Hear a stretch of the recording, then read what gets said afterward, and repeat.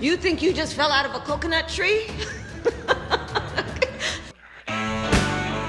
Men do not menstruate. Some women have penises, right? Some men have vaginas. Oh man, you don't want a grandkid? No problem. Oh man, well dude, you're a weak man, dude. LGBTQIA+++, and then we included men who dress up like women and mock women, like influencer Dylan Mulvaney. Everything Manly Podcast is a place where men can come to be taught and encouraged to think and act like men in a world where men are being feminized. John and Tommy are two men who want to encourage men how to think and act in a feminized world. Welcome to the Everything Manly Podcast. Today we're going to be talking about digital addiction and the fragmented male mind. Yeah. This one is going to hit too close to home. Oh man, real close. So I'm going to lay a scenario out for us. You wake up in the morning. Where's the first thing you grab? Nobody answer. John, don't answer. I'm definitely not going to answer. Don't raise your hand. Don't raise your hand, class. But what is the first thing you grab? Yeah. For a lot of us, it's our phones. Sure. Now, I have remedied that in my life, but my poor wife has to have her phone by her bed because we got young kids. I leave my phone in the kitchen, but if between me brushing my teeth or wiping the sleep out of my eye, I have a Bible. Yeah. And sometimes I go over to the phone first before I grab the Bible. But I try to set myself up for victory putting the Bible between me and my phone. It's crazy. Yeah. It's a hard temptation, isn't it? And you and I are living in a time where we've known both right? sides of it, right? Like we know what it's like before there was ever a phone like that. But our children don't. They have no clue. So our children have never seen both sides. So that's why I think for people like us, it's a little more personal. It's like, man, what happened to us? Yo, we've been duped. Because I was not living this way before, you know. And I look at my kids, and I'm like, yeah, they don't know any different, you know. Or I look at the generation that we have around us, and they're like, they've never had a time where they didn't have a computer in their pocket, you know. And yet we have. And so I think that's what makes it difficult, and also maybe wise, you know, in some ways, where we can look at this and say, you know, you're going to be fine. You know, if you put some restrictions on yourself, especially even as a guy, you know, put some restrictions on yourself about how much digital access you have. It probably will help your mental health, you know, just to back off but anyway, we've seen both sides. So I was watching a documentary, and I've forgotten the name of it. It was something with Facebook. But they basically interviewed CEOs that started a lot of these Silicon Valley companies. Yeah. And a lot of these people have doctorates from Harvard and Yale and these high prestigious universities. And they basically have spent 6 to 8 years studying the human brain. And so they know more about your brain and what makes that brain tick and what addicts that brain than you do. And they were saying in the movie that the scrolling scenario is almost like someone being in a slot machine in a gambling casino when they pull the lever, not knowing what's coming next. Yeah. And so they know the scrolling motion on the phone, whether it be social media or whether you're looking through a text chain, is that feeds your dopamine receptors. And so if minimum, if you don't know this about yourself, your phone is feeding dopamine. And dopamine is like an instant a fix that addicts chase. And I'm not calling you an addict, but our phones are changing us physiologically. They're changing who we are. Yeah. Now, you and I were talking before the camera started rolling and the audio started rolling, that phones can be used to make us very efficient people. Yeah, that's the hard part, right? Is where do you draw the line? Sure. I mean, I'm in business. I mean, you basically operate a business as well in a sense. And so contact, man, you know, people are used to getting instant contact with you or me. And if you don't respond fast enough, then they get offended. So whether it be all hours of the day, night, whatever, so we have to set boundaries. Yeah. But I'm with you. I mean, there's times where I'm like, okay, you know, my wife will be like, you want me to drive?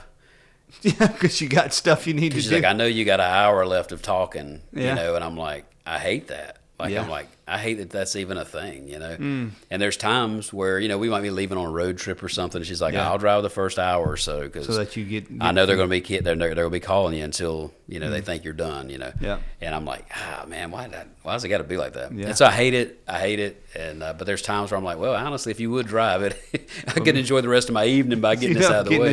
Getting this done. So it's tough, man. It's definitely a different time to live, And it's a challenge that's been forced on us whether we like it or not, and we got to deal with it. I mean, we are in this. I mean, our phones are how we do banking now. Yeah, Our phones are how we communicate. Our phones are basically a few $1,000 computer that we have in our hands that can do a lot of different things.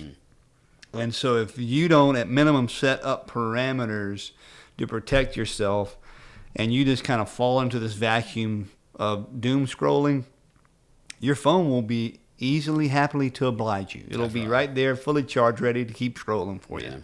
Yeah. And so learning how to navigate this, using it as a tool, but not letting that tool control you. I mean, I guess it's the best. I'm going to use terms as addicts, okay? What I tell people who are struggling with alcohol, I ask them, I said, is your alcohol controlling you or are you controlling it? Yeah. Right? So is your phone controlling your time or are you controlling your phone? Yeah. And so that's the question I have to ask. And not only should we put parameters in this efficient tool that we have in our hands, but also what are you allowing yourself to look at on the phone, right? Because pornography is right around the next click, or it's efficient. It makes you very, very. It's helpful to have. It's a great tool, but at the same time, this tool can become a real hindrance for you. Yeah. So, like I remember growing up, how the old preachers would come around and they would talk about the television, and they would call it the hell-o-vision. the hell-o-vision or the hypno box. Or whatever. They would say, you're just pumping the devil right into your living room. And those old guys, I remember coming to church, they'd say, I took my TV and threw it in the yard and shot it with a shotgun. And I think back, this is like the 80s, Yeah. And I think back now, like, man, those old guys, their heads would explode now. if television was bad. Yeah. And that was like that was not even streaming or nothing. Yeah. It was just Yeah. rabbit ears. I'm like, can you imagine if they understood, those old preachers from the day, about the access we have to things that aren't godly. And so it's definitely a tough thing. It's a tough thing. And, we deal with this from a church perspective a lot. It happens. And so there's obviously some things that are there to help you along the way with that. And I'm no expert in that stuff, but I know we've had these situations, where you got people that are like, hey, I don't want to do this. I'm doing this. Help me stop doing this. Yeah. And so it's very real. I mean, this isn't some fairy tale we made up. And there's people that really, you're talking about adults that are just like, man, I don't want to be living like this. It's all because they got the phone. Wow. And so it's tough. I was talking to someone the other day, and I have seen this over the past 4 or 5 months, that every event I go out to share the gospel with Gospel of God Ministries, I have young men coming up to me asking me to pray for them in their victory over lust, in their victory over sexual sin. And this generation coming behind us, all they ever known was the phone, like you were saying. Yeah, it's easy access. It's very easy access, and so for a counterfeit too. Yeah. I mean, it's not the real thing. No, it's not the real thing. It's just counterfeit. Yeah, and it's using somebody as just an object rather than seeing them as the image of God that they are. Yeah. And so these young men are seeing this, and the encouragement I take from this, the Spirit of God is moving at work. They want to fight this. They want victory over this, and they know the temptation it is. And overcoming this is very important. And another thing that you can see on these phones and these gaming consoles is this escapism, in this sense that you get into this reality of this game and you spend hours on this game. I'm not talking about an hour. I'm talking about 6, 7, 8 hours. I mean, I was having a conversation with someone earlier today, and they were talking about the boys are sleeping all during the day. Yeah. Up all night. And they're up all night playing these games. Yeah. And it's summer break. And the parent is just at their wits' end with this. Yeah. And it's, this culture that we live in now. And it comes back to having these hard conversations, setting these parameters, going, hey, man, go out and touch some grass. You know? That's right. Yeah. Breathe some air, get some dirt under your fingernails. Yeah. Go and get out in humanity and society and talk to a human being rather than a computer screen. And chat bots, YouTube, TikTok, Snapchat, all these social media platforms, they are here to give you instantaneous dopamine fix with the next video. And it seems like, John, and you can correct me on this if you think I made a wrong observation, the videos seem to get shorter and more shorter, and just more stuff packed into 30 or 31 seconds. It's just moving things and things jumping around and pictures coming at you and sounds coming at you. It's like the human brain is being dumbed down and we don't even know it. Well, it's funny that we had this podcast because of the subject matter, but I had a friend of mine and I was talking with her, and she's actually studied this for the purpose of writing on the topic. I mean, writing on this for like a dissertation, like a PhD thing. Wow. And we had this conversation a while back, and she said, with students, particularly like young people, young guys, that they're statistically, or I guess with the researchers, they're coming out and saying, we've got teenagers now whose brains are functioning like dementia patients. No. Yeah, and this is based on her research, not me, obviously. Yeah. But she's like, she said, and what she means by that is like, in other words, you can, if you've ever been around somebody who's got like an early onset dementia or something, and I've had it in my family, had to deal with it, you can tell them something, and then like 30 seconds later, it's like, oh yeah, what was that you asked me to do? Like that kind of thing.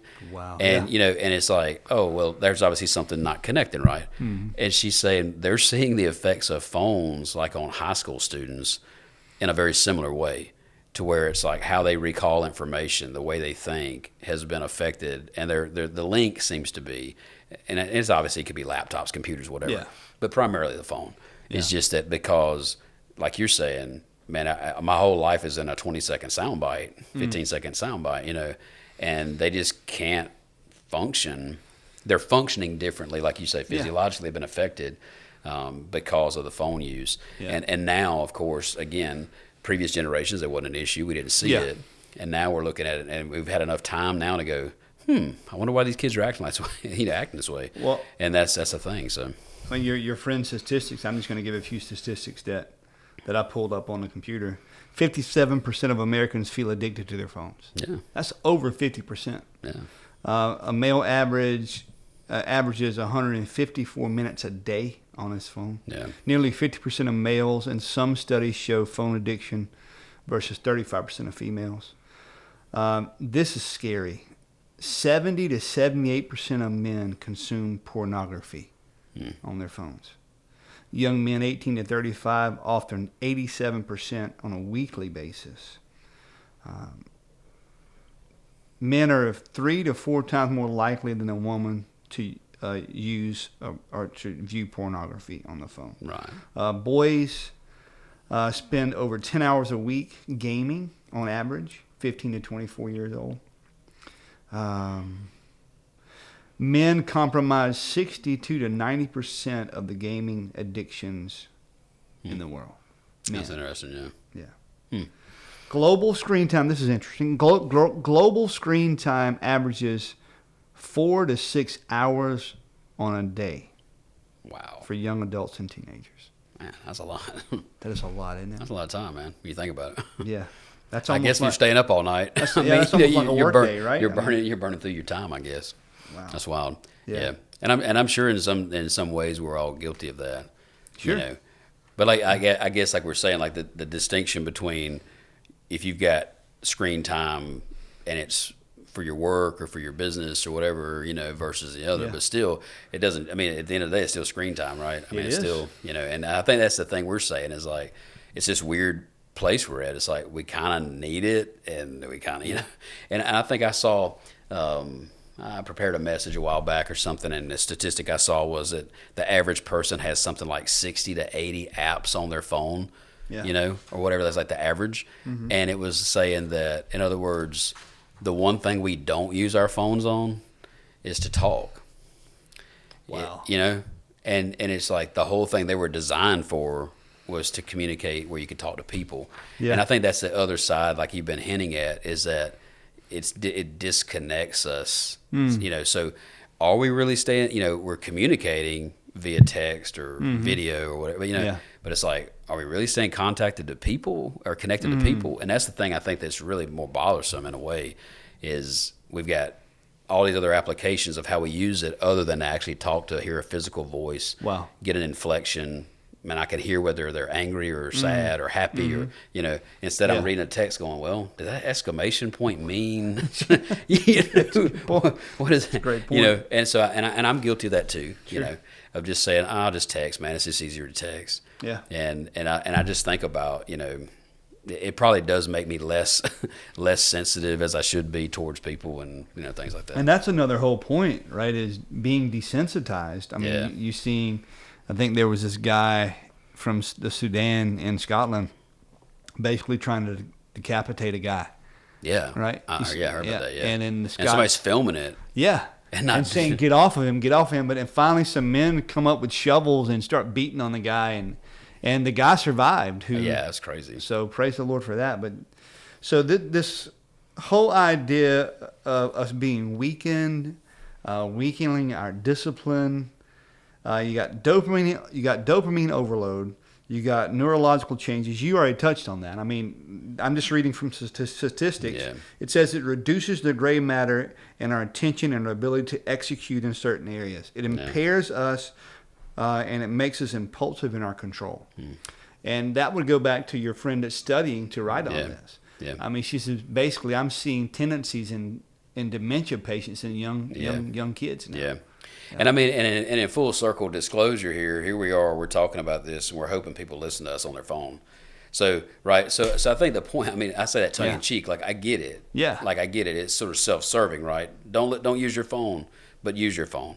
And I think that the thing we're saying ultimately is the phone isn't going away, right? The use and the technology is not going away. I think what we're encouraging young men to do is just to think through, be wise, you know, consider your amount of time you're on it, use it in a wise way, use it in a way that glorifies the Lord, use it in a way that's going to honor your spouse, where you can actually have a conversation with her, not look over a phone at her, you know what I mean? Like, you know what I'm saying? And we're all guilty of it, but it's like, you know, those are the kind of things I think my heart is, and I think yours too, is to say we acknowledge that there's some difficulty with navigating it, but it doesn't mean we don't work through it, and just be the kind of guy who's willing to be honest about it. And if that means, hey, I need to put it in another room just so I can be locked in, then do it, you know, whatever. Like, that's a simple sacrifice, right? I mean, you know, so find whatever works and do something about it.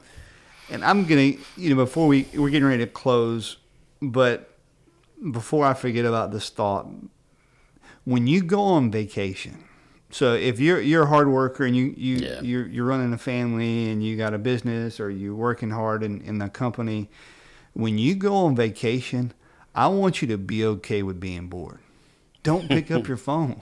Just put your phone away. Just maybe check it once a day if you got to, but man, just go walk on the beach or walk up a mountain or walk down the city street and get you something to eat without having your phone with you.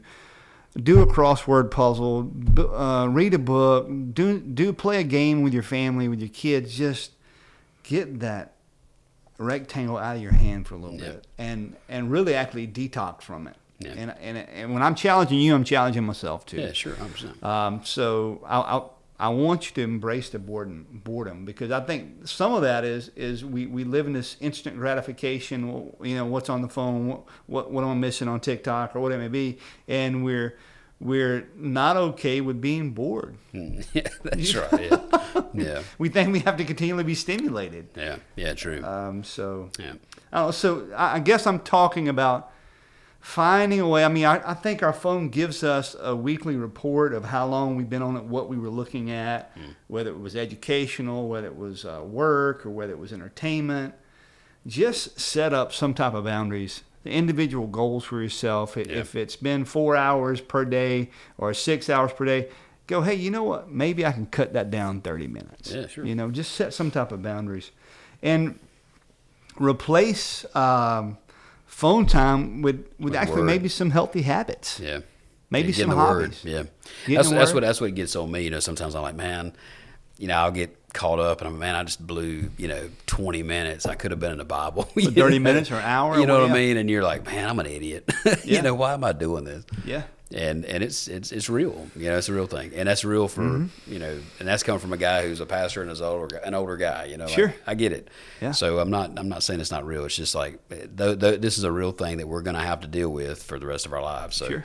So it's do like we said before, do hard things. Make sacrifices That's that right. count, and spend time with people that you love. So. And so there's an old truth that if you practice or you do anything for 2 weeks, it can become a habit. And so just build in these new rhythms or build in these new habits of maybe saying, okay, after this certain amount of time, I'm not picking up the phone, or have a alarm or buzz, something to go off on your phone to remind you, okay, I'm just going to put this down. And then having accountability, being a part of a group of men that will do something other than sit there and look at each other and scroll on phones. Yeah. Go build something. Go on a retreat, or just go do something with some other men. Yeah. That'll give you the time to be off from your phone. I mean, that's one thing I liked about the men's retreat we went on. Yeah. I noticed, other than when we're driving, a lot of us didn't have our phones. Yeah. We were just talking to each other, spending time being around each other, and that's that type of stuff. It's a blessing. It's a blessing. Yeah. It really is. Now, we needed our phones. We broke down on the side of the road. We sure didn't. We needed Uber bad. We needed Uber bad. That's the tension, man. Yeah, That's the tension. there's the tension, right? Yeah. Yeah, That's the tension. Had to have it. Yeah, and realize that the digital discipline and all these different things that we're talking about, if we back up and look at the big picture, the big picture on this is for long-term purpose and longevity. Not turning into a vegetable earlier than you need to be, right?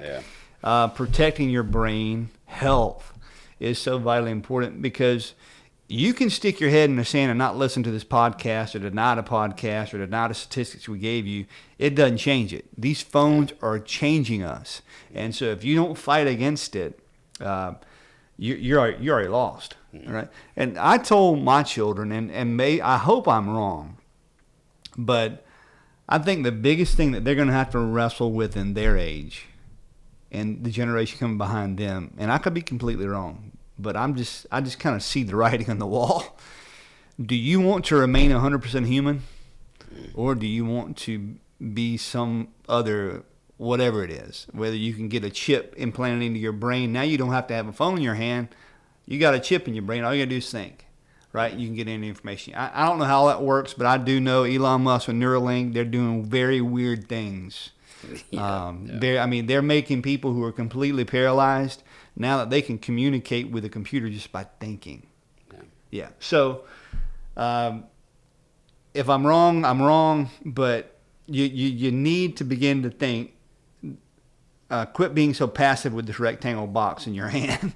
Because it's changing you whether you know it or not. And so what John and I just want you to do today is just to think through this, set some goals, set some parameters up, replace your phone time with some healthy habits that are good, get you some accountability around you, men who do something other than being on your phones. And I mean, I know a lot of this stuff people hadn't thought through, or maybe they've heard it in passing, but this is just maybe a primer conversation for you to begin to have a deeper conversation with some of your friends. Sure. Because if you go out to dinner with your friends and within 5 minutes everybody's on their phone, come on. That's great. You're at dinner. Put the phone down. Let's talk. Let's have how was your work week? I mean, what sucks in your life right now, man? Tell me something. Yeah, my daughter say, hang up and hang out, Dad. I love it. That's good. Hang up and hang out. I love it. That's one thing I love about going out on the lake on the boat with my kids or my wife. I have to put my phone in the glove box, my wallet, and I don't have access to it. And so I just jump in the water and float and hang out. So anyway, well, that's a hobby. That's a habit, a healthy habit that I have, and I'm very thankful for it. Okay, let's close this thing out. Being a man is going to start now these days with understanding do you have control or beginning to have control over your phone time. And don't be a pansy, and don't let your phone control you. You control that. That's All right, right. guys. See you Thanks, next guys. time. Yep.